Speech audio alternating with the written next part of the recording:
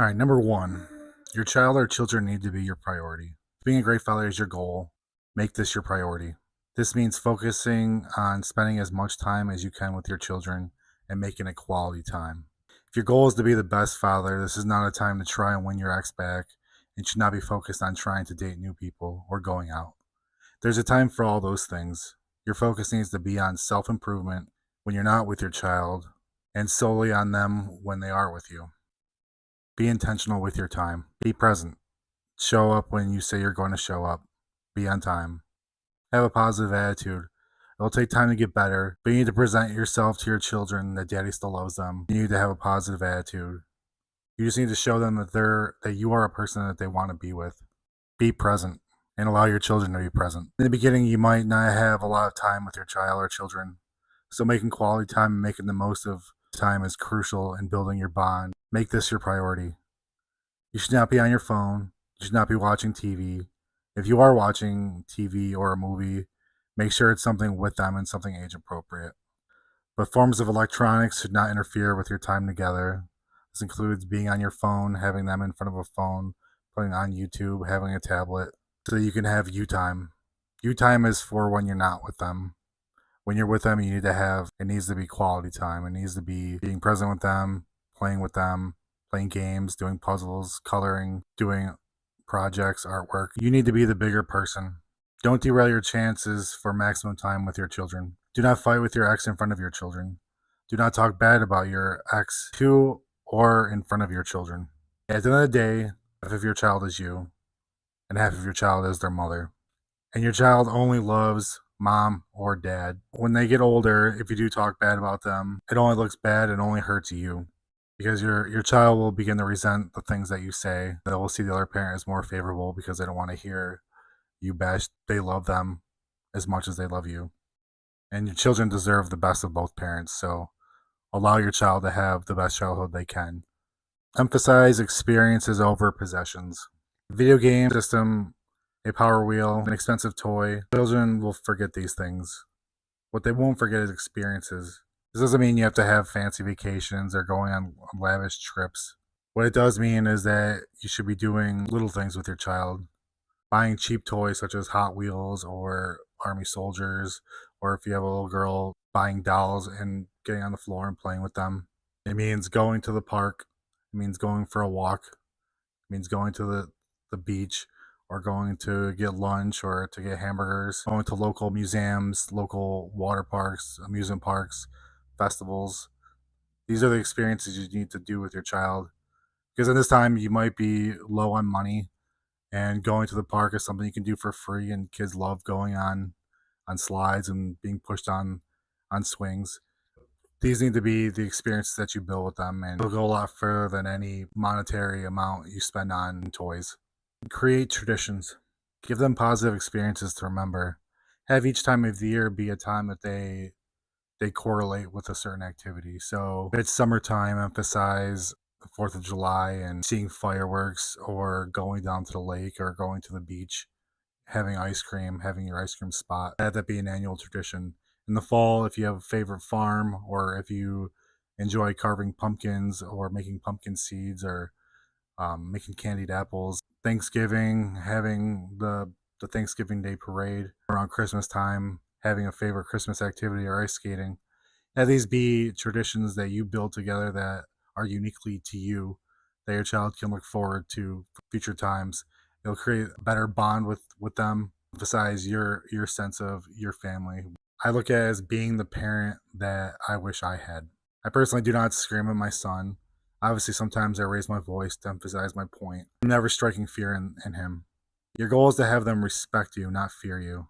You want them to know right from wrong. That's why when mistakes are made, it's important to explain to them why it's wrong and why they shouldn't do it. Tell them and emphasize if there is mistakes that are made again or they do the same thing, that there's repercussions, whether it be a timeout, taking away a favorite toy, going to do something. Use love and affection and understanding as your tool, the way it's going to build for future interactions, that your child will feel comfortable coming to you when there's issues or concerns, and they'll trust that you'll help them If not, you'll go to a scenario where the child is just avoiding you and avoiding bringing up any issues because they fear that you're going to yell at them or scream at them. The goal is to have them respect you, not to fear you. Teach them how to love and to be loved. I read the book The Five Love Languages when I was back trying to make my relationship work. And one of the points of emphasis was that when we have children, it's our time where we're able to have an internal love tank. Through experiences, we can either make deposits into that tank or we can make withdrawals. Our goal when they're young, babies, toddlers, adolescents, is to fill that love tank. We do this by hugging them, kissing them, roughhousing, wrestling with them, showing them that we care, having them feel that love from us, knowing that we do love them. That way, when they're older, they know how to treat their kids. They can also know what is acceptable and what is not acceptable. They can stay away from toxic relationships when they're older because they learn from you how to properly love and be loved. Enjoy this time. Enjoy every moment of it. Enjoy the present. When I was first becoming a dad, my one thing I did is I always looked forward to the next milestone, when he would walk, when he would talk, when he would sit up, when he would run. And then I realized as those experiences went by, I missed out on the beautifulness of the everyday and experiencing the things that they do today, because they will never be this age again. Even tomorrow, they will be a little older. One day they're gonna stop calling you daddy. One day they're gonna stop running up and jumping in your arms. One day they're gonna stop hugging you and hanging on you and wanting to be around you all the time. So take the time to enjoy every step of it. Enjoy every time, because you truly never know when the last time they're going to want to play with you, do things around you all the time. Enjoy the ride. It's amazing being a father. When you are becoming a single father and you finally move out and you create a new home, you need to make a space that's comfortable for your child. When I first moved out, all I had was a mattress and a TV and a couple of toys. I emphasize putting things on the wall, making it look homey, putting pictures of us up, creating good memories, putting up lights, decorations, putting up things that make them feel secure and kid-like, so that they have a safe environment that they can go to and that they consider a home. When you're getting your own place, keep that in mind. Make it a place that they want to come to, feel safe, and that they truly believe is their home. Realizing that you're going to be a single dad. So I kind of want to make this video. I have some other videos that kind of go through like the process of after family court and kind of co-parenting. But I kind of wanted to go through the steps of when I finally realized that the dreams of what I want for a relationship were not going to happen. So I got home from the Army in 2018, and that's when I found I had my son. And pretty much the entirety of my relationship was kind of unhealthy. We just never were able to get it right. We had similar values as far as our faith, but an actual practice of being a couple, it just never really happened. So again, before I left for basic, or a couple months before basic, we had a miscarriage. And that's when my son came from, was the aftermath of the miscarriage, which I have a video about. So basically I came home from the Army and I was trying to find a new career, and just our vision of what we wanted our relationship to be just didn't align, and having a young child at home kind of made it impossible to have that closeness and that bond, because our baby took over majority of the time that we spent awake was taking care of him. I worked in restaurants. I worked in I worked at nights, and she worked in the mornings, and then didn't really overlap really. And then when I finally got a job as a paralegal, I was working during the day and serving tables at night. So that brought a lot of attention to us, and we had a lot of issues before me leaving, and it just didn't, or what we wanted just didn't mesh. I thought myself as being like the provider and the one that takes care of the family, and just the way we saw things just didn't align on that path. But I never wanted the relationship to end. Like, in my mind, I always played through my head of what I wanted our relationship to be. I had the fantasies and the dreams of getting a house, becoming successful, giving our child the best life possible, giving my stepson the best life possible. And we just kept breaking up, getting back together, breaking up. I would move out, I'd move back in, I'd move out, move back in. And then one day I was supposed to move back in, and for whatever reason, we had a blow up. Because when you're not getting along, it's little things that, little tiny seeds end up being giant explosions, unfortunately. And just got to be one too many times, and we split up. And a couple weeks later, I got served with custody papers, and that really hurt. And I think it kind of put into perspective that the vision I had for us just wasn't gonna happen. And up until that point, I never really had my own place on my own. I always had roommates, so we would rent a house, or I would stay at an apartment with them, but it was never on my own. So this part of it was really hard for me, because again, I always held out hope that our relationship would work out. And once those custody papers were served to me, I knew that I had to step up and kind of take the role of what I didn't want to. And even those days, I still hoped that maybe things would work out. But getting those papers and moving back to my parents' house and staying there, I realized that I wasn't going to get what I wanted from custody if I didn't move out and get my own place. So this is post-COVID 2022. It was still hard to find places to live. So I looked a lot of places, and honestly, places were super expensive. And at this point, I wasn't really making good money in my civilian job. And so I was weighted down by child support and still trying to do the right thing and take care of my son. And I had to find an apartment, and starting my life all brand new was really difficult. I didn't have anything. Everything I had with my ex, we had together. Couches, TVs, beds, pictures. That was all a joint family possessions, and it didn't really make sense that he stayed with her because she was his mother. And when I look back, I probably should have stood up a little bit more then, but I think being her second child and my first child, I was pretty intimidated by the circumstance, and I took a lot of concessions that I wish I wouldn't have, because it led to more difficult things down the road. But unfortunately, I hope that my mistakes end up being something that helps one of you out there. Is I kind of lay down for the original custody order, and I did it because I thought it was just going to be a formality and that we'd be able to work things out eventually.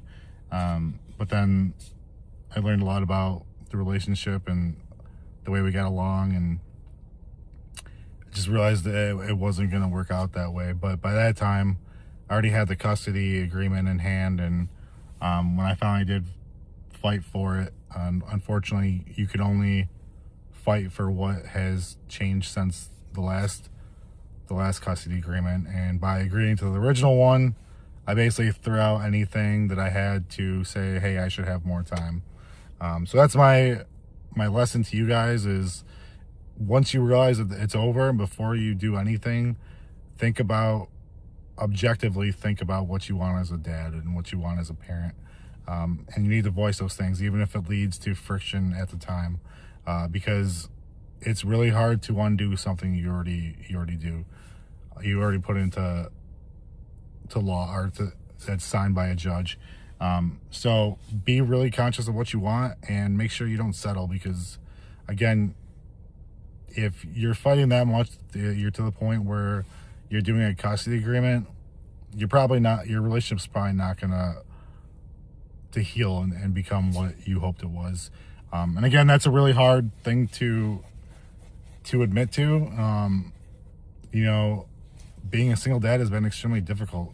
Um, but again, I've become the best version of myself, and I'm the best father I could be because I'm a single dad. And, you know, I can, when I'm with him, I'm alone with him. So I can teach him how I want to. I can teach him to be a man like I want him to be a man. And I can teach him manners and how to treat people and how to do certain things. And I can be disciplinary in ways that I couldn't be with her. Um, and I don't have that part where we're second guessing each other about who's right, who's wrong. Because honestly, all that's just really unhealthy anyways. When you're in a relationship that's not ideal, you're kind of always nitpicking at each other, and you're starting little arguments, and your kids feel that. And when they see that, and they see an upset parent or another parent's angry, then you're taking away from the good parts that you're having with them, and now they're seeing that. So I would say that it really sucked in the beginning because I really truly wanted that relationship to work out. I wanted to get married, I wanted to grow old with her, and I wanted my son to be, and her son to be with us for the rest of our lives until he moved out, and it just didn't happen. And I think, again, I could finally be the best version of myself, even though it didn't really feel like it at that time. So I guess I would tell you guys that you want the relationship to work out, and you search online for all these ways to win your ex back. And unfortunately, it never really works out that way, because even if you do get back together, there's something that's still there that's going to lead to arguments and fighting, and it's just not healthy for anybody, especially your kids. And honestly, when I think about it, like, the fact that I've had 4 years now with my son to kind of give and build that relationship with him, like, yeah, it's hard on him because he still wants mom and dad together because he loves both of us equal. But I know that in the long run, he's going to learn more things from me because of the strong lessons that he learned from me while being together. So again, accepting the end of the relationship is the key component to moving forward to being the best dad you can possibly be. I still struggle with a lot of things, honestly, like dating. So that relationship took a lot out of me. Like, I was mentally drained from that relationship because I thought it was going to be my last one. And unfortunately, when you get burned and you go to court and you go through all these things, and there's a lot of things that are said about you, you kind of question what you think real love really is anymore. I mean, prior to that, I was in love, and I used to be a helpless romantic. And once that ended, I was pretty jaded. And I just didn't want that anymore. I wanted to be alone, and it felt more comfortable being alone. And when I spent time with my son, I was not distracted by outside noise and trying to find a new relationship. I was just focused on being the best dad I could because, again, like I touched on other videos, I didn't have the best dad growing up. So,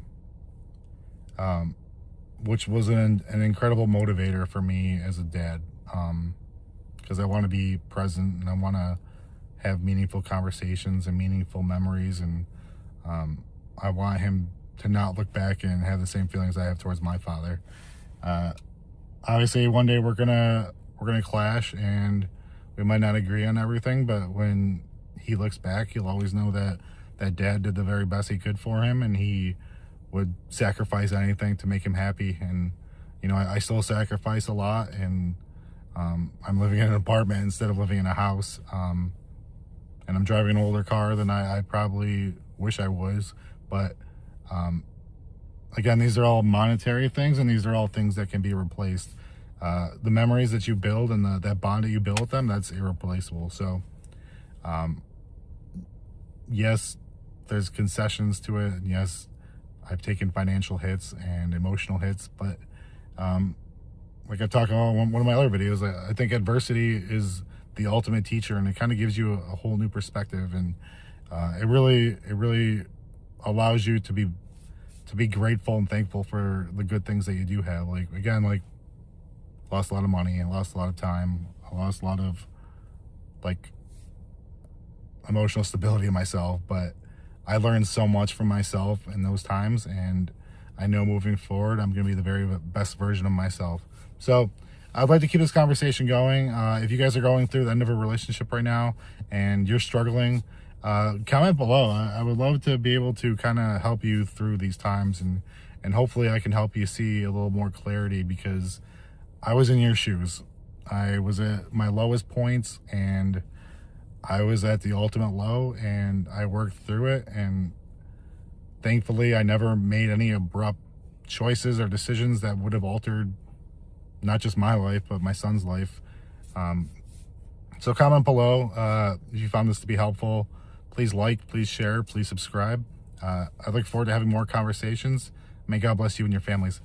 So I wanted to kind of talk from my own experience here today. Just want to prepare you guys that you need to kind of make a decision of what you want after your relationship is over. You have to figure out what you want as far as custody goes, and you need to go in with a clear mind. From my experience, I didn't take the whole situation seriously as I should have. I thought that making a custody agreement was just going to be a formality. Unfortunately, that's not how it works. So when I signed my initial agreement, I kind of made a lot of concessions that I probably shouldn't have made, because I wanted to believe that maybe someday my relationship would work out, or that it was just in place so that we had something in writing. Pretty much immediately, as soon as I agreed to that agreement to get the court stuff out of the way, things immediately went south, and things were used against me, and there was a lot of contention between the two of us. And at one time it boiled over, and I decided I couldn't take it anymore, and I decided to petition for a change of circumstance.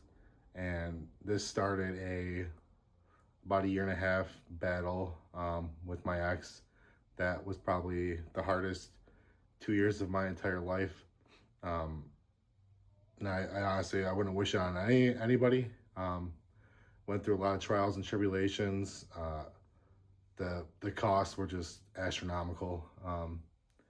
Thank God for my sister and my brother-in-law lending me money so that I could pay for the attorney. But they're not cheap. I think by the time I was done, I spent nearly $50,000, and nothing really changed that much. Unfortunately, being a father and a man in my state, which is New York, it's really hard to convince the court that you're an equal parent, which is kind of the reason why I started this channel. Was I see a lot of the injustices that fathers have, that of men that want to be good fathers, and just the system doesn't allow it. Again, it's not a cheap experience, and it will break you mentally, physically, and it'll break your wallet. I mean, I've been done with court now for 2 years, and I'm still trying to pay back the money that my attorney required. I will say that I'm grateful, because I had one attorney that kind of misrepresented me and didn't really do a good job, and being naive to the experience, I kind of thought that the people that I was paying would have my best interest at heart. And you kind of realize that it's just a business for people. This is the worst part of your life, and sometimes the people you hire don't represent you in a way that you would hope so. I would just say do your homework. Make sure that you find an attorney that has good reviews. Don't just settle for any attorney in the office. I would say if you can find a good attorney and you know somebody that's good, retain them. If you know somebody that's used them before, don't go into this thinking that people are going to have your best interests at heart, because honestly, a lot of people will try to take advantage of you, and they'll push on you. So I would say just when you make the decision you want to pursue custody for your child, know exactly what you want, know what split you want, if you want 50-50, if you're okay with the custody agreement as far as like if you're trying to go for full custody or 50-50 or joint custody. Like my circumstance right now, I have joint custody, but I have a I have a pretty good schedule with it, so it's not the worst. But because I have joint custody, I don't get to enjoy claiming my son every year. Um, to pay a lot in child support, which it sucks, but um, I'm a firm believer that I'm giving my child a better life than I ever could have had. So uh, does it suck not having that money? 100%. But I know my child's going to have a good life because of it. And he's had a good life up until now, so I'm grateful for that part. Would I like to have the money in my pocket? Yeah. But again, it's going to where it needs to go.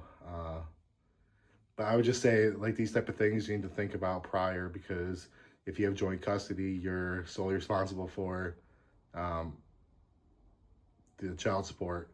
50-50, come to an agreement. Um, I would also like to say, like I said, know exactly what you want, put it in writing, and don't settle for anything less. And make sure that you spell out every holiday, that you spell out when pickups are going to be, when drop-offs are going to be, when weekends, when holidays are going to be. These are things that were like the points of contention that on my custody agreement, they weren't very clear. They were kind of black and white, and you never want your custody agreement to be a form of interpretation, because, and again, the states don't really pressure people to abide by the custody agreement. So you want to have something clear in writing so that if anything does go wrong, you're backed up. So when you do go to court, but I would say try to maintain a good relationship with the mother of your child. I know it's a troubling time, especially if you're the one that didn't want the relationship to end. You just got to find a way to get over it.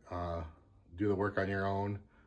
Realize the relationship is over. Don't get in the petty games. Don't do stuff that's going to sabotage you.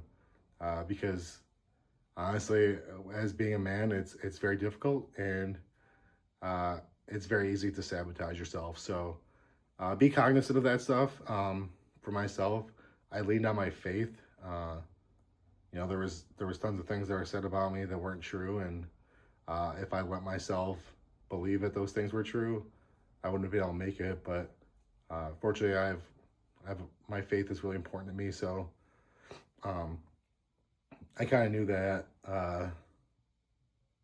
I know who I am, and God knows who I am, and I have comfort in that.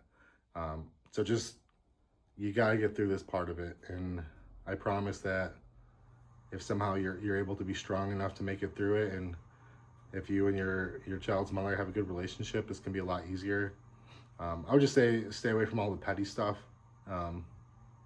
Again, so me and my son's mother are about a year and a half out from our last court date. Running up to it, it was absolutely the worst. I think every time we go to court, they adjourn it. They move it to another 3 months, another 6 months. Then you're compiling information. You're giving it to your attorneys. They're continuing to bill you. Like, you go to court, they adjourn it, and then you're paying your attorney for a whole day of court, and that could be a couple $1,000s. So my clear steps to you are, from the beginning, know exactly what you want, put it in writing, find yourself a good attorney, find yourself a way to build on yourself and kind of have self-help, whether it's going to a therapist, talking to a religious leader, leaning on your friends. It's going to be a very challenging time for you. So find a way to make it through it. I'm at the point now where my son's mother and I have a good relationship, and we co-parent, and we do what's best for our child, but I mean, that's not always guaranteed. So Make it so you get the best interest of your kid and you get the best interest of you, and try to make this all about your child and not about your ex, because at the end of the day, you can't get time back with your kids. So um, again, if you want to watch my videos, I have plenty of videos where I discuss tactics and things to build your relationship with your child in these trying times. So I appreciate you watching my video. Please comment below if you have any questions or if you're just curious about the process. I would love to be able to help any dad, even if I can help just one of you. So hope you have a good day. God bless. To all the single dads out there, especially if you're newly single, this is the most important advice that I can give you. Right now, you need to build a bond with your kids, especially if they are young. You're building a new home, a new routine, a new life that's no longer under the same roof as their mom. And that means every decision that you make needs to be in the best interest of your kids. You need to prioritize them.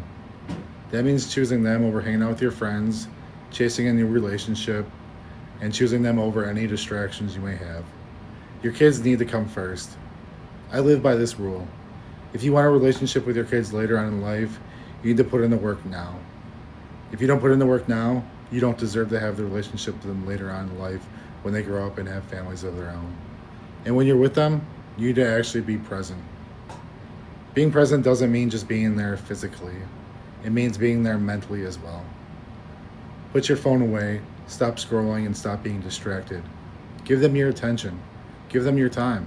Give them you. Because if you're going through court or custody battles, your time is very limited, and you need to make every time count with them. These years might be hard, they'll definitely be stressful, and they'll definitely be exhausting. But I can promise you this, these are the most important years in building a relationship you'll have with your kids for the rest of your life. So be present, choose your kids, choose them every single time. If this video helped you in any way, please like, comment, and subscribe. Share this with a dad that might need it. Thank you, and God bless. Clear eyes, full hearts, can't lose. That quote comes from Friday Night Lights, and today I want to use it in a completely different way. Not for football, not for competition, but for parenting. Because when it comes to raising a child, especially when you're no longer with the other parent, those words matter now more than ever. When you have clear eyes about what your vision is for your child, and when you have full hearts of love for that child, you really can't lose. Even when co-parenting is hard. So today I want to talk about something that's very real, something that's very difficult, and something that a lot of parents are struggling with and navigating. Learning how to co-parent. So whether you're a father or a mother, whether you're single, divorced, separated, or living into two completely different lives now, learning how to co-parent is one of the most important things you can learn to do for your children. And here's the truth. Your child didn't ask for any of this. They didn't ask for the situation they're in. They didn't choose the breakup. They didn't choose the tension between you two. They didn't choose the awkward handoffs, the missed calls, or the hard conversations you guys have. But they're the ones who are going to feel it the most. And that's why co-parenting matters so much. Being able to communicate with the mother of your child, or if you're the mother, being able to communicate with the father of your child, that shouldn't be about winning. And that's about pride. That's about doing what's best for your kid. Let's talk about clear eyes.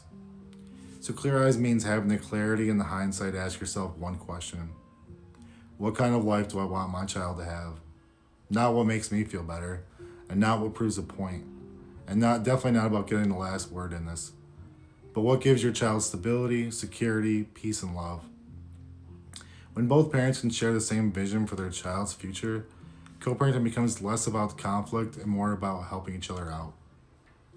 Now let's talk about full hearts. Full hearts means leading with love, even when it's uncomfortable. Let's be honest. Getting to a place of civility or mutual respect is definitely not easy, especially if that relationship ended badly. There may be hurt, there may be resentment, there definitely might still be sting, but co-parenting requires something very hard. Taking your personal pride out of it, because your pride will cost only your child in this. When you lead with love for your child, not emotions, about the other parent, things can slowly begin to change. When you have clear eyes about the vision, when you have full hearts of love for your child, you can't lose. Now that doesn't mean it'll be perfect, and it doesn't mean it'll always be easy. It definitely won't. But it means your child wins. And at the end of the day, That's truly the only score that matters. Now, obviously, there are times that court is going to be necessary, and if you're in that process, do what you need to do. But once all the court stuff is figured out, do your absolute best to co parent. Because when parents can work together, even from separate homes, the child will feel it and it benefits them for the rest of their lives. I can attest to that. So if this message resonates with you, if you're navigating co parenting right now, if you're struggling, if you've grown, or if you learned hard lessons along the way, I'd love to hear your story. Also, if you guys like this video, please like, share, and comment below. If you have questions or you want advice, drop them in the comments. And as always, may God bless you and your families.